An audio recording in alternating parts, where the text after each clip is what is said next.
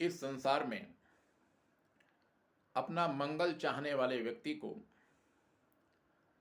संसार के जो विषय हैं उनसे यथासंभव बचने का प्रयास करना चाहिए।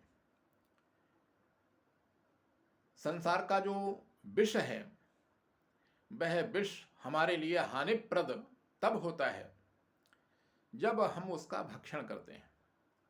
अगर संसार के विष का हम भक्षण न करें तो उस विष से हमें किसी प्रकार की हानि होने वाली नहीं है। लेकिन संसार के जो विषय हैं, रूप रस गंध शब्द स्पर्श आदि, ये ऐसे विषय हैं कि इनका ध्यान करने मात्र से, निरंतर इनका चिंतन करते रहने से व्यक्ति का पतन हो जाता है। इसलिए आनंद कंद भगवान श्री कृष्णचंद्र ने गीता में उपदेश करते हुए कहा है कि ध्यायतो विषयान् पुंसः संगस्तेषूपजायते संगात् संजायते कामः कामात् क्रोधोऽभिजायते क्रोधात् भवति सम्मोहः सम्मोहात् स्मृतिविभ्रमः स्मृतिभ्रंशात् बुद्धिनाशो बुद्धिनाशात् प्रणश्यति बुद्धिनाशात् प्रणश्यति। भगवान गीता में कह रहे हैं कि ध्यायतो विषयान् पुंसः, जब व्यक्ति इन सांसारिक विषयों का ध्यान करता है, निरंतर इनका चिंतन करता रहता है, तो संगस्तेषूपजायते, उन विषयों के प्रति उसके मन में संग पैदा हो जाता है। संग कहते हैं आसक्ति को। उन विषयों के प्रति व्यक्ति के मन में आसक्ति पैदा हो जाती है, और आसक्ति जब पैदा हो जाती है तब व्यक्ति के मन में उन विषयों को प्राप्त करने की कामना पैदा होती है, और कामना जब पूर्ण नहीं होती, उसमें किसी प्रकार का भी जब व्यवधान पैदा होता है, तब व्यक्ति के अंदर क्रोध उत्पन्न होता है। भगवान कहते हैं क्रोधात् भवति सम्मोहः, क्रोध उत्पन्न होने से व्यक्ति में सम्मोह पैदा हो जाता है, उसके अंदर मूढ़ता आ जाती है, जड़ता आ जाती है। और सम्मोहात् स्मृति विभ्रमः, सम्मोह से स्मृति में विभ्रम पैदा हो जाता है। स्मृति भ्रंशात् बुद्धिनाशो, स्मृति के नष्ट हो जाने पर व्यक्ति की बुद्धि नष्ट होने लगती है, और बुद्धिनाशात् प्रणश्यति, जब व्यक्ति की बुद्धि नष्ट हो जाती है, बुद्धि के नाश से व्यक्ति का नाश हो जाता है। इसलिए ये संसार के जो विषय हैं ये विष के समान हैं, इनसे यथासंभव बचने में ही साधक का मंगल है, कल्याण है।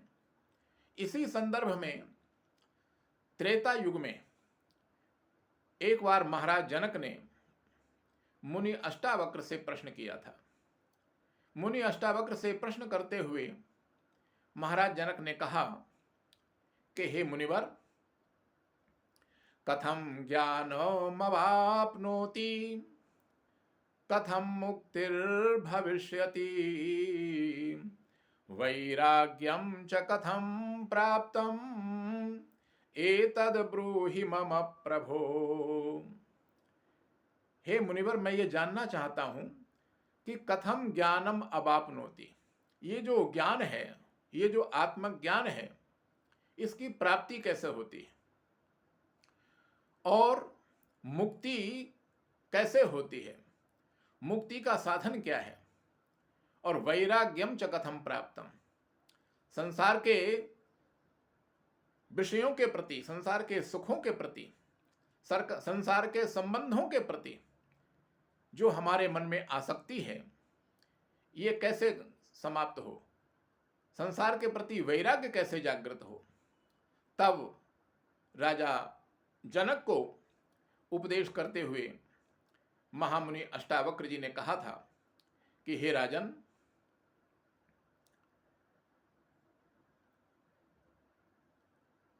मुक्तिम इच्छसि चेत् तात